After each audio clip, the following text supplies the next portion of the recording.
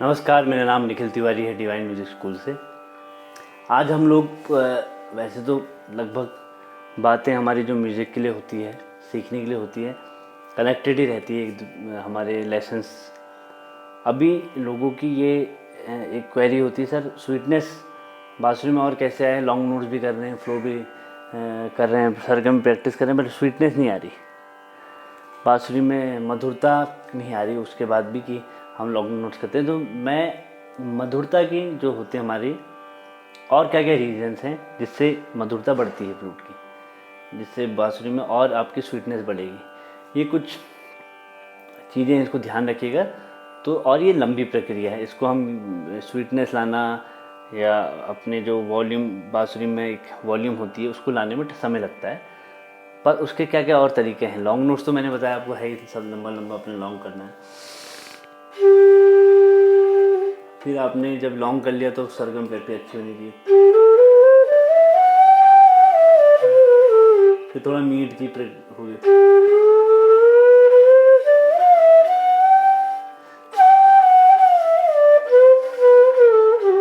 ये तो एक जनरल चीज़ें हैं जिससे हम स्वीटनेस को बढ़ा सकते हैं अपनी।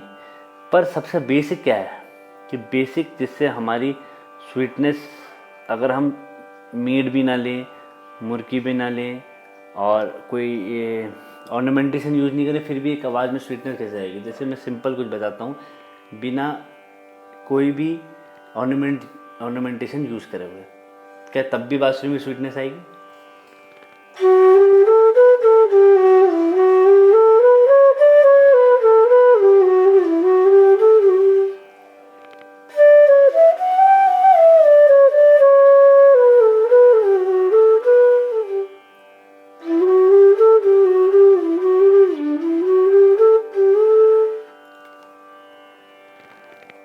तो उसका सबसे प्रमुख कारण क्या है स्वीटनेस को बढ़ाने का? ये चीज़ तो आपको फॉलो करनी है, प्लस सुर। जब आपकी बांसुरी सुर में आ जाएगी, सुर के करीब आने लगेगी, स्वीटनेस अपने आप बढ़ेगी। अब स्वीटनेस लॉन्ग नोट्स में जब आप करें तो तानपुरा से ध्यान से मिला के आप करें। और वो तानपुरे से मिलाना कैसे? सुर आपका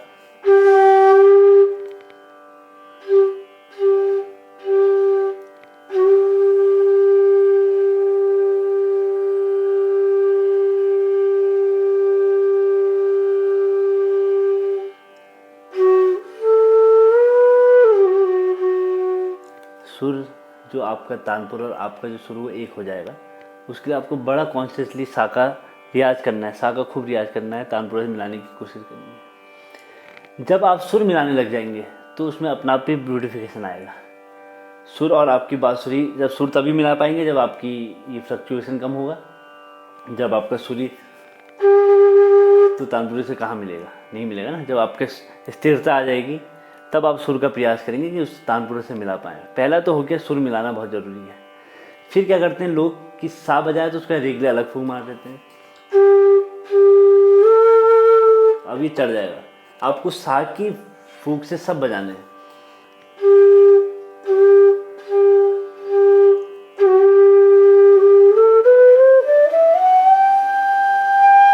ये नहीं करना है।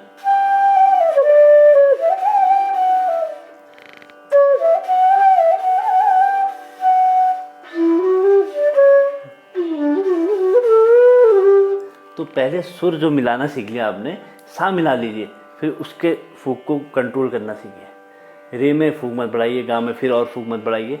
सा की लेवल को ही मेंटेन करना, खाली हाई नोट में आपको पतला कर देना है उसका फ्रेम, आपको डायफ्रेम अपना।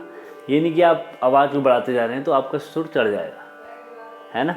कभी कभी क्या होता है, बांसुरी आपकी अनट्यून रहेगी तब भी सुर मिलेगा नहीं, मधुरता नहीं आएगी, क्योंकि सुर ही नहीं मिल रहा, अनट्यून बांसुरी है। बहुत ज़्यादा अनट्यून होगी तो आप उसको, मैंने आपको बताया था, ये ऐसे करके और ऐसे करेंगे तो चढ़ा लेंगे, ऐसे करेंगे तो उतारेंगे, वो भी नहीं कर पाएंगे। हाँ, थोड़ा माइनर है तो आप कर सकते हैं। तो पहले सुर में मिलना ज़रूरी है, मधुरता का सबसे जो इम्पोर्टेंट है, और उसको बड़ा टाइम लगता है। आपकी बांसुरी में आवाज़ वॉल्यूम बढ़ गया है,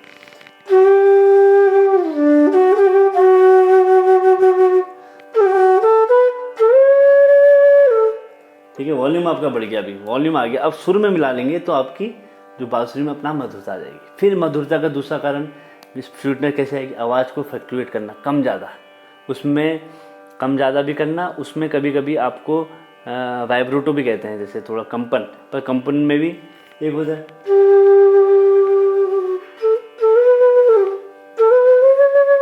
एक अलग चीज़ हो गई, ये नहीं।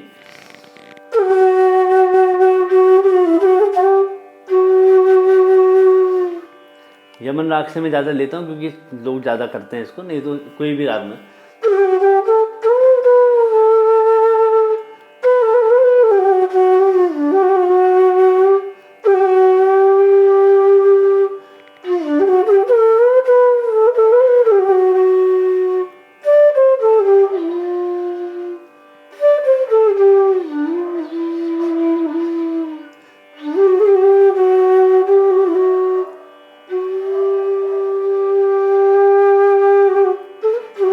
तो आवाज़ को कम ज़्यादा, पर सुर में रहना है आपने। सुर में आप ही नहीं रहेंगे और कुछ भी करेंगे कोई मतलब नहीं आएगा, अच्छा नहीं लगेगा।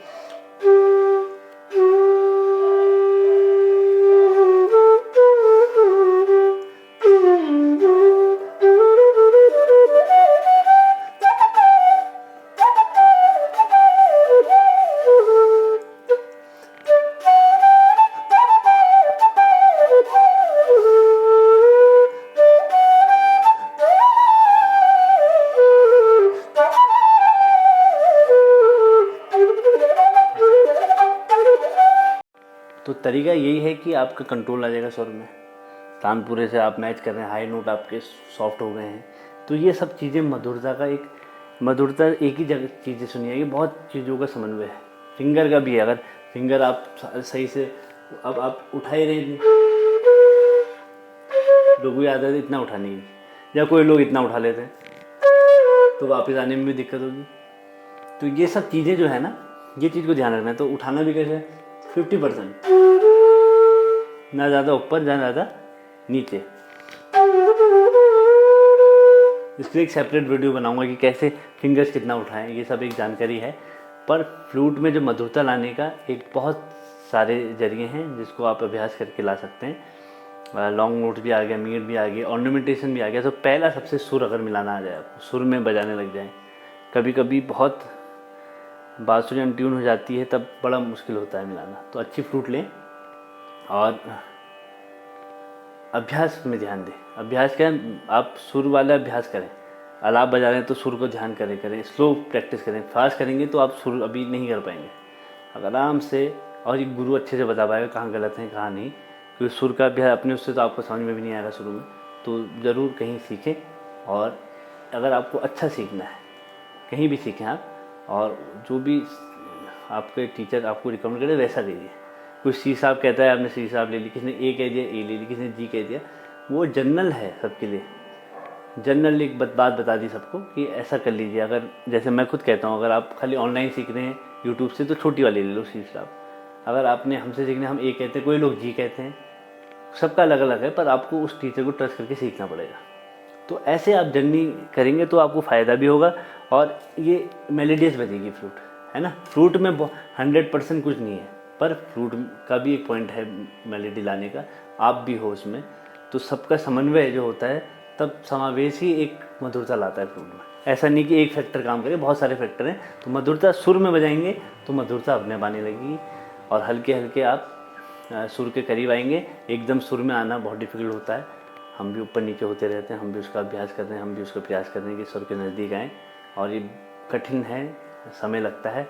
इसलिए आप अच्छे से प्रैक्टिस कीजिए ये सब चीज़ों को। मेरी जो बात है वो बिल्कुल आप सोचिए कि मैं जैसा मैंने अपने लिए सीख रहा हूँ मैं आपको बता रहा हूँ। मैं कोई ऐसी बात नहीं कह रहा हूँ जो ज़बरदस्ती की हो। जो नेचुरल ये चीज़ें हैं, ये सब चीज़ें हैं, इसमें फोकस करिए। यही इसका आधार है, यही इसका सार है। ऐसे आप आगे बढ़ेंगे। आशा करता हूँ ये वीडियो आपको इन्फॉर्मेटिव लगी होगी और आपको इससे कुछ फ़ायदा मिलेगा। तब तक के लिए बहुत बहुत धन्यवाद।